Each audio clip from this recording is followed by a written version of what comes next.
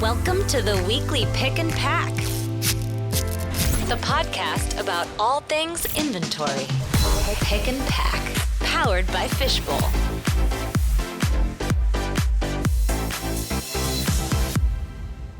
Welcome to the weekly Pick and Pack. This is episode 9, and we have an awesome guest here today. We're going to talk about different integrations that Fishbowl has, and not only Fishbowl, but different kind of SMB softwares, and I think it's going to be good. I think we're going to learn a lot. That's basically why I brought you on, so I can learn a bunch of stuff. So that's why I'm excited about it. I know you just got back, Nate, from I was in South Carolina. Yeah, the other one. Yep, the one more southern than the North Carolina.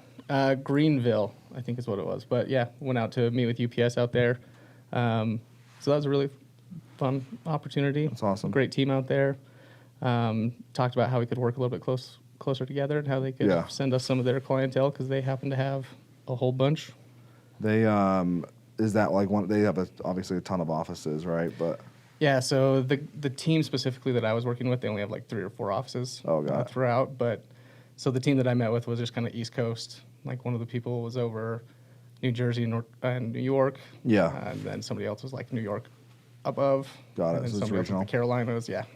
That's fun. So you just got back. And then Sean, fact checker Sean, was in one of the Carolinas. Was it North Carolina?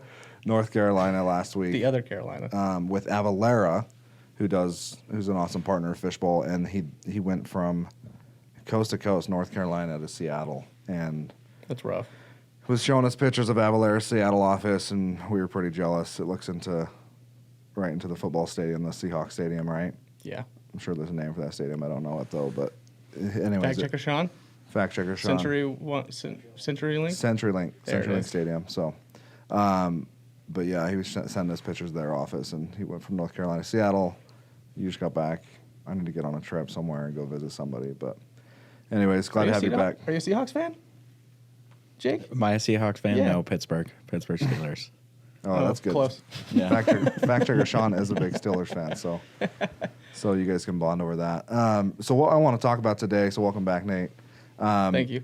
I want to talk about some of the different plugins we have, right? So UPS, speaking of UPS, they're probably one of our biggest ones.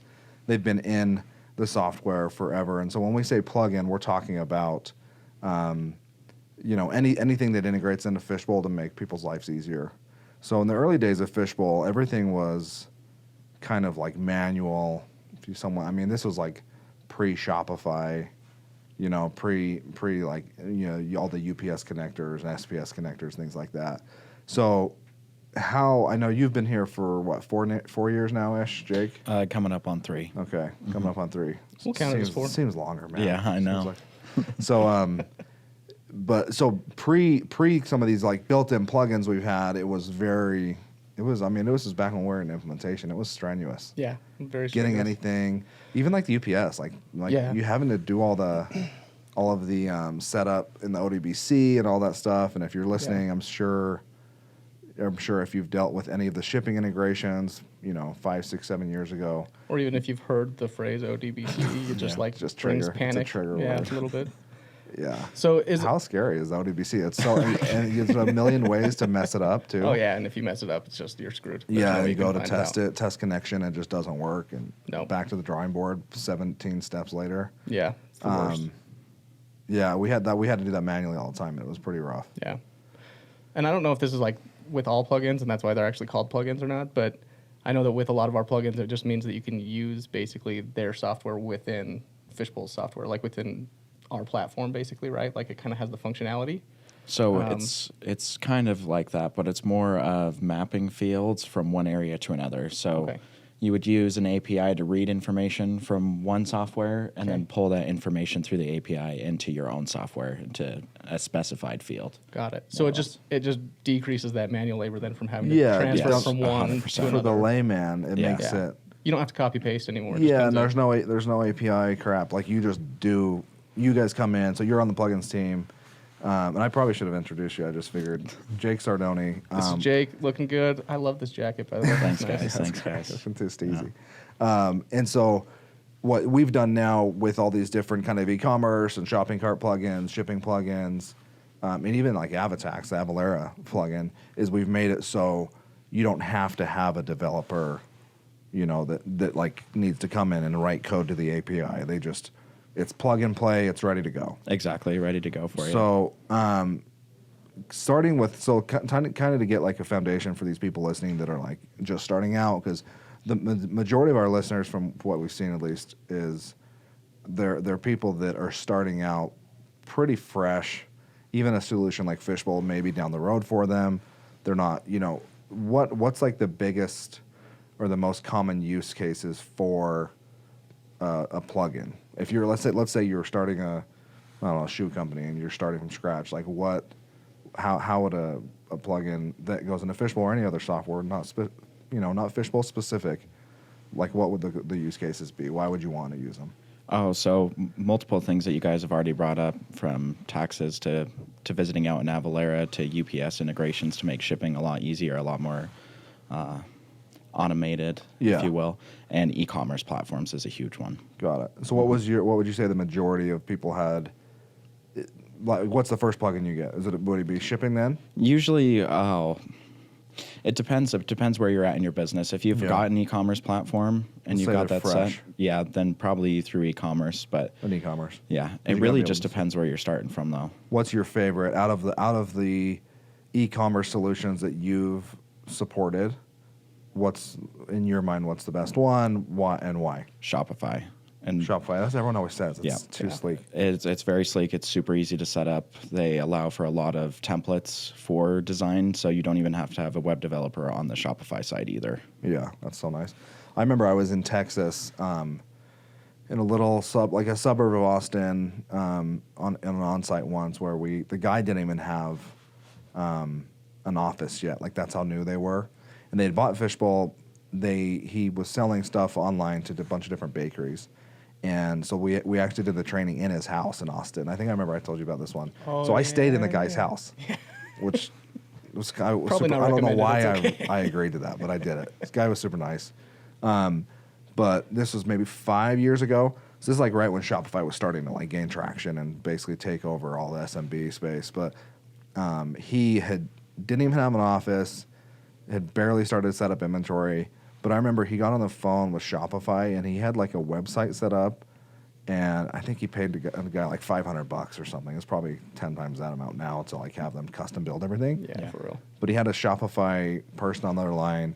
They had created a website. They had moved all of their like inventory from Shopify into Fishbowl. This is like V1 of the plugin, and it was like 13 minutes. He had it all done. It was insane. Yeah. I remember just sitting there because it was the first time I had seen Shopify like in the flesh, like in use case, and it was legit. I was like really impressed. I'm like, these guys are going to crush the market.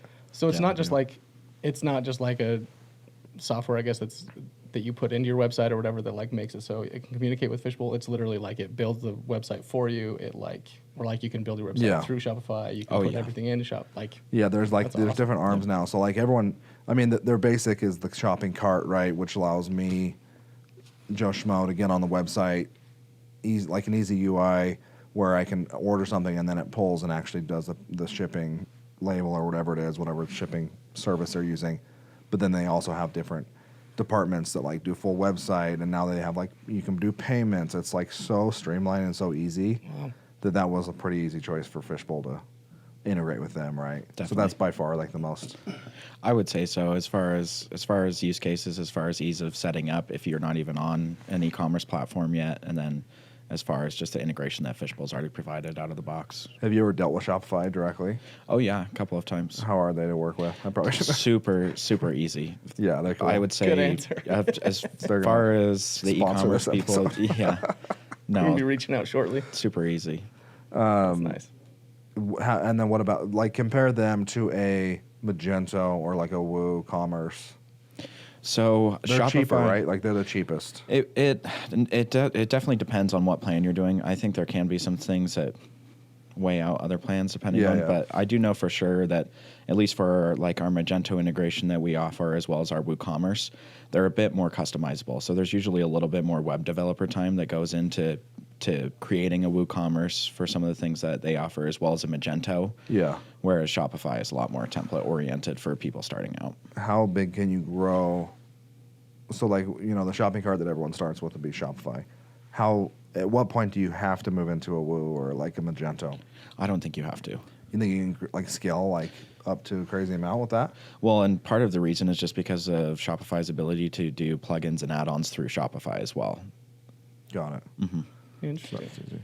What's the biggest issues you've dealt with?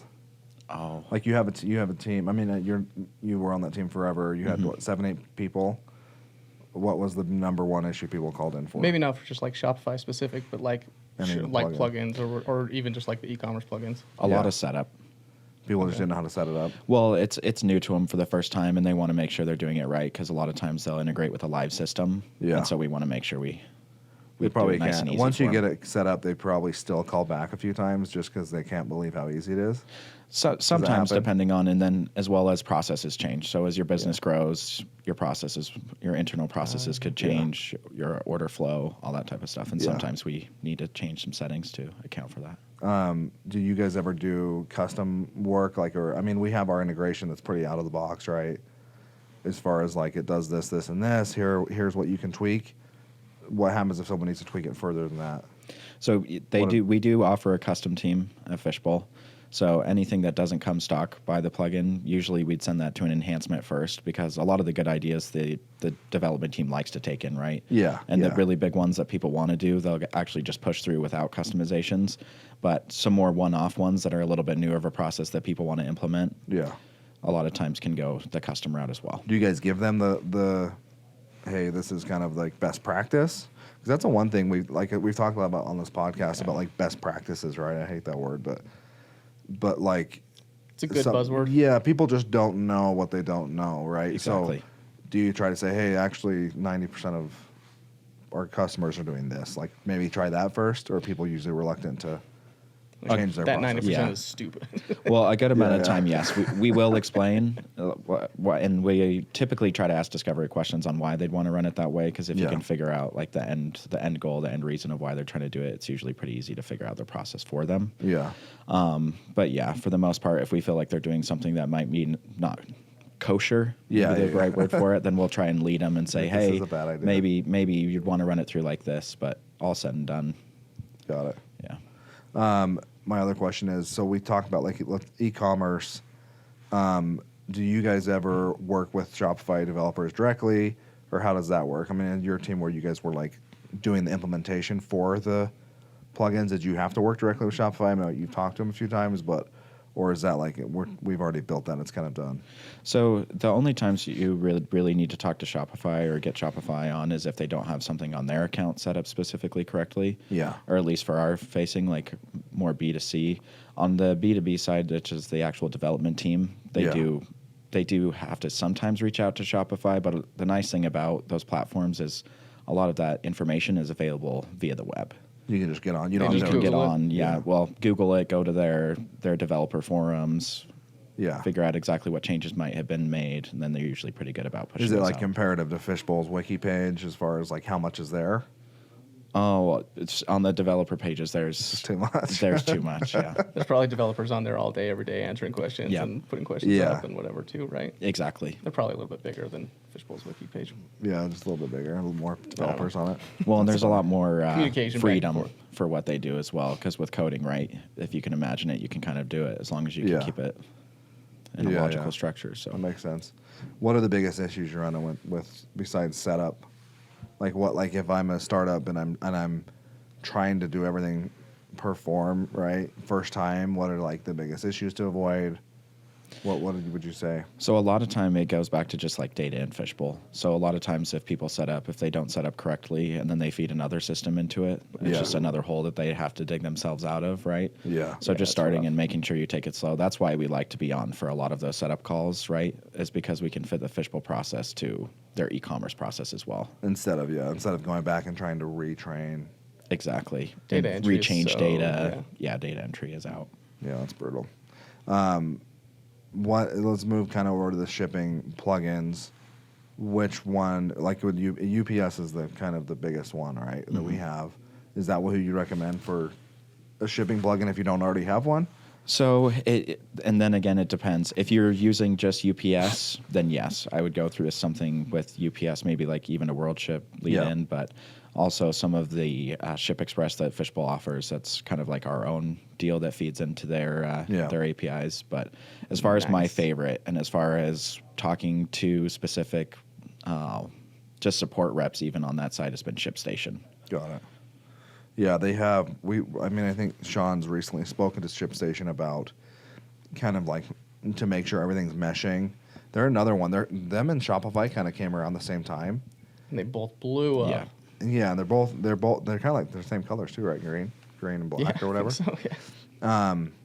But yeah, they're another one that's just like very. We see them every conference we go to. Yeah, they're at every event, and they're always super cool company. They're really good at what they do. Yeah, they just keep it basic, basically, and keep it basically. Woof. They just keep it basic, simple, and are good at what they do. It's awesome.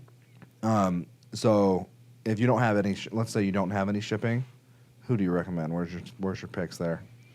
Oh, if you don't have any shipping setup whatsoever and you're first starting out, you're just a little probably ShipStation even again, and the reason for that is just the quoting features and the ability to use just so many different carriers through them. And they price by package, right? So I think you can even get specific things where it goes by package, by weight. No, I'm saying sorry, I should have clarified. Your price, like as a client. Like if you want to sign up for ShipStation, you usually pay by how many packages you're sending out. I believe so. I believe it's a per label fee. So it's probably on the cheaper end, just like Shopify is. Yeah. We have a bunch of other shipping integrations too that kind of work like the same way. Sorry, Sean's getting some fact checking on the screen over here. ShipStation plan depends on shipments per month. All right, thanks. Perfect. Thank you, You Sean. don't want to get any false information out there. Have people rioting in the streets. Speaking of writing, it reminds me. So we were talking about how like sometimes people's processes change or whatever, or they get onto Shopify and it's like working so well that it almost like scares them. We're like moving over to Zant or InsideSales.com is what they used to be known as. So it's like kind of like automates all your sales processes. So a lot of our sales guys are starting to move that over from our BD team. And it's the same thing. Like it automates your stuff. So then a lot of these guys think their tasks, like they're kind of like too scared that it actually didn't do what it said it was going to do. Yes. It's like so easy. Yeah. So it's funny because at least when I did implementation, I'd get those calls all the time where like, hey, are you sure this is like working? Like it shipped out all my stuff today. Like, are you sure? And they're all like nervous because like, yes, it's that easy. Yeah. It's like a boomer with a cell phone, Seriously. It's going to work. Okay, let's do our first segment. So, Jake, you're new to this, but so every week we do a couple segments. Power Move seems to be the one that keeps coming back. And this is just different office power moves that people do that are like kind of funny. One that we had. Or in real life situations. Or in real life, yeah. We had one this week. So in Fishbowl, we have a couple people, our CTO and our CEO are in this kind of like eternal prank war. So, it's not really a power move, but it kind of is. So every time one of them goes out of town, the other one pranks one of them, right? And if you go to Fishbowl's LinkedIn, you can see videos of these. But the CTO just kind of does it to everyone, let's be real. Yeah, but it's like he's got a vendetta against the CEO a little bit. They go back and forth. It's pretty funny, but they. I try so hard to stay out of it. I don't know that I'm going out. Well, I almost went and tried to get into a prank war with one of my brothers that works here, but then I remember I was like, yeah, that could start. Because he got me good. You were with him at a trade show. Yeah, and I was out of the office, and he got me good. He had a partner call me and scare me a little bit about something, claiming that I had done something wrong, and it caused a huge relationship with their client base, and I had just screwed their year. And yeah, she was having a great time. I'm on vacation with my family, just out of walking, the country, mind you. Yeah, walking as soon as I get like the nervous pacing going. So I'm like walking with my family, and I just take a left down an alleyway on my phone, just so pissed.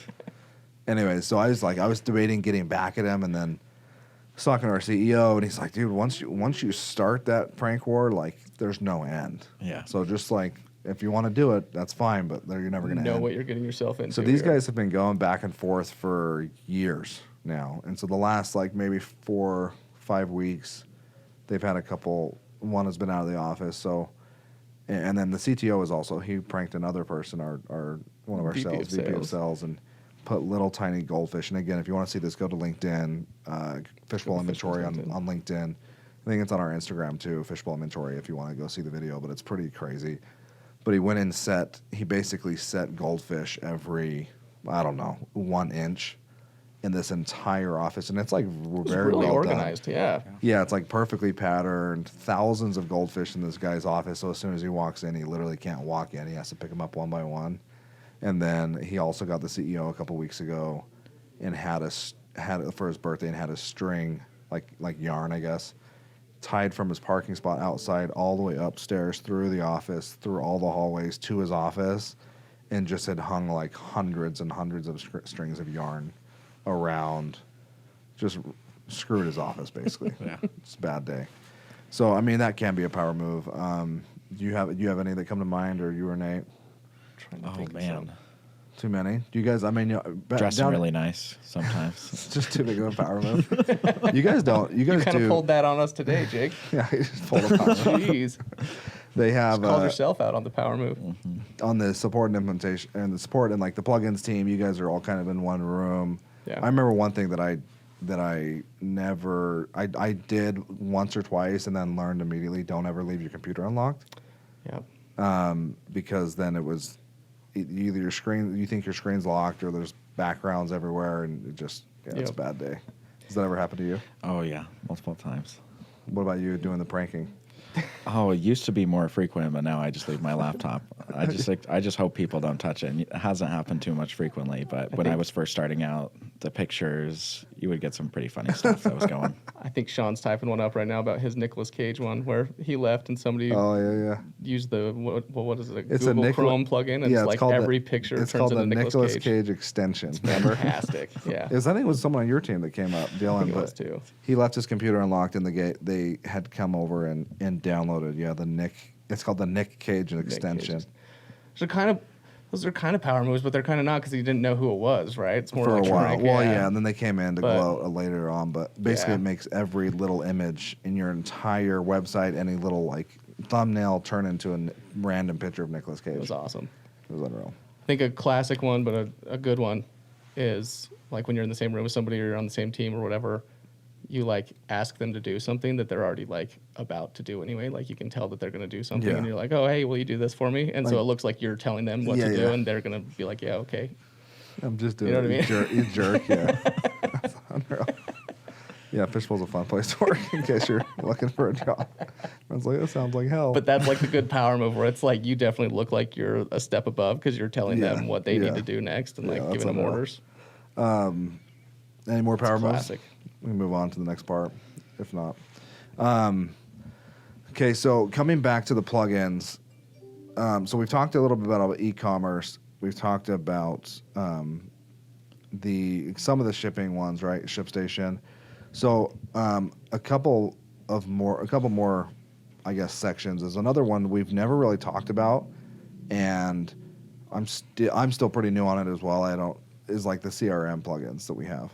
So a lot of people are using, like when you're first starting out, I mean, you're probably just using Excel, right? You have your customer list, you have your vendor list, you probably have napkins and clipboards lying around with names and phone numbers, if you've gotten to the clipboard, if you're that advanced. Yeah.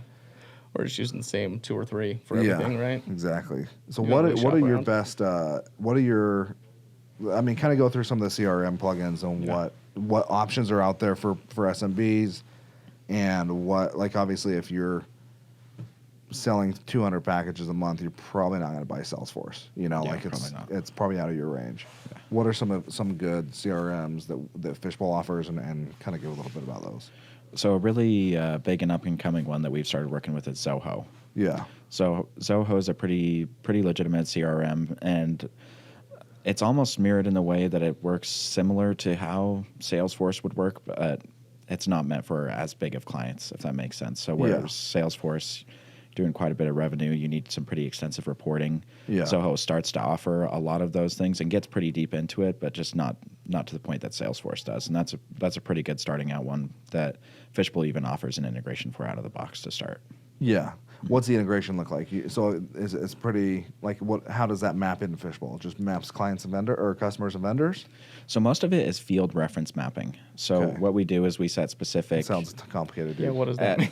So field reference mapping is pretty much saying like for a standard field in Fishbowl, right? Maybe like a part number. Yeah.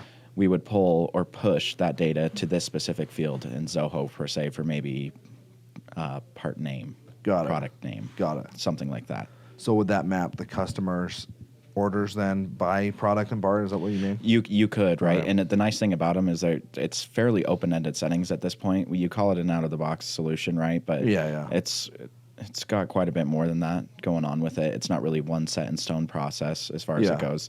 You can push and you can pull the data as far as products, as far as orders, customer, vendor information, even gets down to addresses at the point of different ordering. So what's the advantage of Zoho over? I mean, Fishbowl you can track customers, but what additional cool functionality does Zoho have? I think a cool name. Have you dabbled? Have you dabbled? So I think a lot of it has to cool do swag. with. I've seen their swag. Oh yeah, the actual ability to write new reports based on that, and to actually, it's almost like a report builder, but it's based on everything that you have data wise in the program already, and so you can start to tie things together using. Even visual images with reporting and things like that. That's really cool. What other CRMs? Salesforce, obviously. Salesforce is another big one that we do. We don't actually integrate out of the box with any other CRMs besides Zoho and Salesforce. But that's the nice thing of where the custom work comes in and the custom teams. And what's the what are some issues you run into with Salesforce? I always focus on the issues. I'm so pessimistic. That's okay. Honestly, honestly, Salesforce is, if you can afford it, it's awesome. It's incredible. It can do anything you need it to do. Yeah, we mentioned this in an earlier podcast. Fishbowl just got on Salesforce not too long ago as a company, and it's been a game changer. Yeah. You know. I actually talked to a couple companies recently that have like just recently transitioned onto Salesforce and kind of are going through what we went through last year, like that transition phase. And it's like, oh, is it worth it? And it's like, it really is once you got to get used to it all. We had rioting in the streets from some of the sales reps, and then like, I mean, even the whole company's not on it yet, right? And then we're going through we talked about this in another episode. We're going through a Zendesk integration. Okay, that's a hard one to say. Yeah, it's two words together. If they put them together, it makes it complicated. Are we almost done with that, by the way? Yeah. So Are you guys like fully using it now? So it's going through like a test phase. We are fully using it, but we're mirroring our process in the old ways that we used to. Right. The old ways of the old world. Yeah, we're making sure that the new way still fits everything we need, and got it. A lot of the new automation that we like to have from it. That's ticket tracking. Got it. And then a lot more customer, almost like survey related as far as how happy they were with the interaction, or if they were disappointed in it, and then even going to the point of following up through there. So it'll actually help us streamline a lot of what we do as well. That's sweet. Nice. One integration. So coming off of CRM, we're going back to e-commerce. One integration we didn't really mention is like the Amazon and eBay's. What can you say about those? Yeah, like have you heard of Amazon before? Oh yeah, the Amazon. Yeah, I heard of eBay too. Have you heard of the Amazon? Yeah, but I heard of eBay. Yeah, eBay is used to do auctions on it. Yeah, I think so. Someone was telling me recently. Who was it? Someone recently, maybe it was fact checker Sean, was recently saying that Amazon, like they interviewed Jeff Bezos about like why he didn't choose the auction method or the auction. And he was like upset about it. No, but I was with you for sure. Cool. That's all we got, man. I can't remember what it was a pretty good story they had about. They had read an article about Jeff Bezos and why he didn't choose the auction method. They basically gave him crap. They're like, hey, you and eBay started out around the same time. You kind of let them take the auction space. He had like a pretty good reason why. I mean, and eBay doesn't really known for their auctioning anymore, right? Yeah. I remember like that was like the thrill of a lifetime when you were like in high school, junior high. You're doing the auctions, like press the button. Yeah, literally like 3 cents more. Yeah. Like 30 seconds left. It was unreal. Too fun. What are some? I didn't even let you answer your question. So I don't know. What are some of the cool things about Amazon and eBay, and then what are some of the downfalls? So the cool things as far as Amazon goes, as far as doing either fulfilled by merchant orders or fulfilled by Amazon, both will integrate to Fishbowl. So that's a super nice feature that can allow for inventory to be tracked even at the Amazon level and on Amazon side. As far as it goes, Amazon's a bit more updated as far as their API, but they don't have to update as much either. As one of the things, they're kind of like a more set in stone. And if they find something that they really, really like that they can integrate with, then they will. But a lot of times they'll let stuff stay even. They'll update less, probably, right? Way less. What about often. eBay? Very rarely do they update. Yeah. I think. I don't think they've updated since 2005. Since auctions went away. Yeah. Well, and that's a nice thing is like we've continued to add to our integrations with what we can do with eBay. Yeah. So we continue, like Fishbowl will continue to update what we can do and what we can handle with the data we're provided. Yeah. But at least for the data fields and other data that eBay provides, it's not as updated as frequently. Yeah. One thing that I think about, like, one downfall I could see, and I'm not on the plugins team. I have no technical abilities, so I'm not going to act like I do. But one of the downfalls I would see is, like, because Amazon's so big, I mean, as a company, we ran into an issue where, like, they had, like, done something with their API and there was some, like, confusion. Getting a hold of someone there is, like, impossible, right? Next to near. Yeah. There was a gentleman named Ryan that we work with that was pretty close to just throwing his hands up in the air trying to even get in contact with him. Just booking a flight up there. There was like 3 days where we couldn't get a hold of one person, huh? Yeah. And then fact checker Sean came in and saved the day. Yeah, I He think really so. did it. He really swooped in with his cape. The Amazon and eBay was the same thing, where it's like they're such a big company that it's like, it's awesome, but like if you have an issue, good luck. Yeah. Which recently, this is a super side tangent, but it reminds me, one of our kind of not like really competitors, but like NetSuite, they're bigger than us. Whereas like people grow out of Fishbowl into NetSuite. They wrote some like white paper about moving from Fishbowl to NetSuite, which I was like, we were pretty flattered they even like mentioned us in their white paper. Like, thanks, it's kind of cool. You know who we are? Oh, that's we were like so flattered. Like the popular kid in high school. They're You're like, just you said my shredding us. name? That's cool. Yeah, exactly. But they had said something that like one of the downfalls of Fishbowl was like not being able to get a hold of somebody, which I'm like, we have like almost a 99% live call answering. Like, what are you talking about? But that's a huge issue for other people, but not for us. I mean, at least maybe back 5 years ago when our queue was 3 days back, but they've since solved that. Lots changed. Yeah. It's very different. When something goes wrong, I mean, our clients know getting a hold of someone's like, that's number one on the list, right? Yeah. So, any other e-commerce integrations that we do? Oh, eBay, we do. Amazon. We do a bunch of them. We even still do regular Magento, and then Magento changed to Magento 2. Magento 2X. Oh. They got that Adobe funding, and they're just crushing. Oh, yeah. Yeah. We went to one of their conferences. I think we talked about it on one of the other episodes. We did. And then one big one that we even haven't talked about is the even QuickBooks Online. Oh, yeah. There's a plugin for that as well. Yeah. And I guess like our core plugin is basically technically QuickBooks, right? is our core plugin. How rough. That's like what we built our business around. We did a whole episode on QuickBooks 2020, but we didn't really talk about how we're integrated with them. Episode 2, everyone. We've kind of built our business on integrating with QuickBooks, and then QuickBooks Online is what Intuit's kind of really pushing now. Yeah. What like are they pretty easy to get a hold of? Are they cool to work with? QuickBooks is very easy to get a hold of. I don't think I've enjoyed working more with a company than ShipStation, but QuickBooks has definitely been fairly easy. Yeah. Gotcha.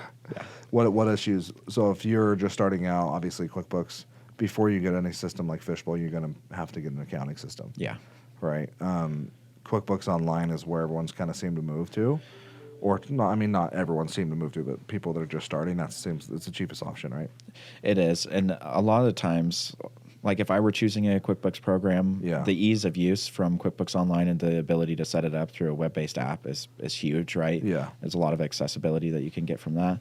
But the hard thing is it's meant for more of service-oriented business currently. Yeah. And so you'll get a lot of people that are starting out and then don't understand that or don't see the fundamentals in that. And so when you say services, not inventory, you're talking about like someone who's like detailing cars or whatever they're doing. That could be one, right? And you can still handle inventory through it just fine. Got it. It's not its bread and butter, What right? about QBO Advanced? I thought they did.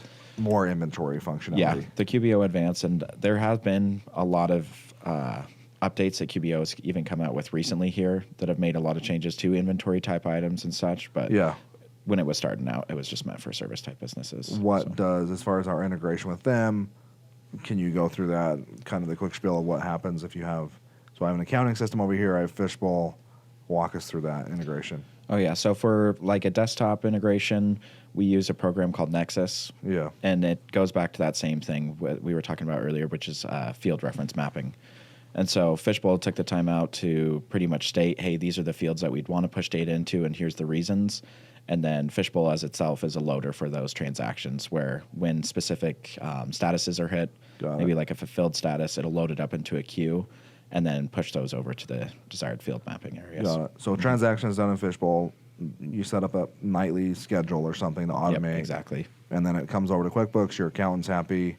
They're still working in QuickBooks, but all your warehouse people are in Fishbowl. Well, and sometimes they aren't happy to start out with. So Yeah. here's why. Your account Sometimes will they be do happy. backwards. Sometimes they do backwards accounting. Yeah. So sometimes you actually you end up getting into like accounting training with their accountants based on how Fishbowl pushes it, which is super nice, right? Yeah. To be able to say like, yeah, we do push it correctly, and here's why, and you can give them a list of reasons. Comes back to that But skepticism. sometimes they get a little skeptical. They're like, this isn't how I'm used to seeing it always hit, done it. Yeah. and I've always done it this other way. And it's like, well, let's figure out why. Yeah, Cindy, you're going to be okay. It's going to work. What was the name you used on the It was Beth or something. Beth in accounting. Bethany? So QBO, QB Desktop, any other integrations we missed? Avatax, of course, Avalara. Yeah, Avalara is a huge So one. a little plug for Avalara. They do, and Sean should probably be saying this because he's been spending so much time with them, but they basically have a taxing software that we have a plugin with that if you have, if you're selling anywhere outside of one state, it knows the state taxes, it knows the county taxes, it knows product taxes. Like if you're All the weird tax if codes. you're in cannabis, you're gonna have different taxes than someone who sells motor oil, right? And so it basically automates all that for you, so your taxes are never a guess, and it's pretty awesome how they've kind of built that out. So we have a ton of Fishbowl customers using the Avatax software, but I think that's the only tax plugin we have. I think Yeah. so too. I think Fishbowl even offers it free. I think they have to pay for their Avalara side, but I think the integration with Fishbowl to Avalara is free even. So. Yeah, so if you're on Fishbowl, if you're a current customer listening and you're not using Avatax, you need to reevaluate your life because it's pretty awesome. The people that we've shown it to, they're like amazed at how that's again crazy. it just automates. I think like one of the examples that they used with us was like, I think it might be like New York or something. It's like if you buy a bagel, then it has a different tax code than if you buy a bagel with cream cheese or something. Like it's like something really weird like that. Like there's all these that was the crazy tax example codes. used, It's like, yeah. So they have all those locked in. buy them separate. Whatever, yeah. and then you have to apply yourself. Cream don't cheese know. on the bagel. No service tax. Fact checker Sean says, so if you do have Avalara, or if you don't have Avalara and you're a client of Fishbowl's, reach out to your ASE and they will hook it up. So he's recently got back with them. They're doing awesome things over there. Oh yeah. So we're gonna wrap it up here with an inventory tip. Any other plugins we forgot or neglected? Oh, there's plenty, tons. right? But those we are didn't touch probably on. the most popular ones, and there's use cases that you'll find for each of them. And the nicest thing about it is if you are a Fishbowl customer, you can just go to that plugin page that we offer and under integrations, and you can see everything we have to offer. Plug and play. So the integration page is on our website, so just go to fishbowlinventory.com. Integrations is on the top right section, I think, and then you can check them all out. So cool. We're gonna end it with an inventory tip. So fact checker Sean is awesome and always provides these awesome inventory tips. So we're talking about using technology that integrates well. So inventory management software isn't the only technology that can help you manage stock. So you have things like mobile scanners, point of sale systems that can help you stay on track. And then, so when you invest in technology, prioritize systems that work together. We've seen that way too many times where you get on site and they bought like a point of sale system that doesn't integrate with Anything. their merchant or with Fishbowl, and you're like, okay, well, one of them's got to go. So having a point of sale system that won't talk to your inventory management software, it's not the end of the world, but it might cost you extra time to transfer the data, making it easy to end up with inaccurate counts if you don't have them right. I remember I was up in Yellowknife, Canada. Okay, I this is remember like that the one. That was furthest rough. north place on Earth. I think it's North Canada. It's north of the North Pole. Yeah, it's where people go see the North Lights. Like that's like the Northern Lights. That's like the only thing you go to this town for, called Yellowknife. And we had a Fishbowl customer that was like a coffee. They're like the only place that sells coffee beans in the entire county or like country or whatever. But Country. yeah, whatever that. Like literally in the country, not like geographic country, but countryside. This place is middle of nowhere. Went in, 0 rental cars ready. They only had a little like. Didn't they give you a company truck? No, they were going to, but then they never showed up. So I ended up renting a sedan. There we go. This place is. My point is, this place was snowy. I peeled out on the side of the road 5 times, spun out into like ditches. Somehow didn't die. But even worse than that was the fact that look at the map here. Up in the Northwest Territories. Wow. Yeah, this place is in the middle of nowhere. But my point of the story is, even worse than almost dying on the side of the road was when I got there and their point of sale system was some archaic system that didn't integrate with anything. So I was there for 3 days, couldn't figure it out, but we figured out a workaround. But they were very upset that their point of sale system didn't work, and we could have avoided that with. It's probably my fault. I probably should have asked them, but we'll cut that part out. Okay. Thanks for joining us, Jake. If you are a listener, this is the first episode we're going to have on video, but if all episodes 8 and previous are on Spotify, we're on Apple, Google, Stitcher, Castbox, all those fun platforms. So if there's another platform you listen on, let us know. Yeah, or just we're on all the ones we know about. Conform to reality. Conform with the masses. Yeah, Apple or Google or YouTube. Watch on YouTube now. It's on YouTube. So, okay. Thanks, Jake. We'll see you guys next week. Yeah, thanks, Gumbo. Thanks, Jake. All right. Have a good one.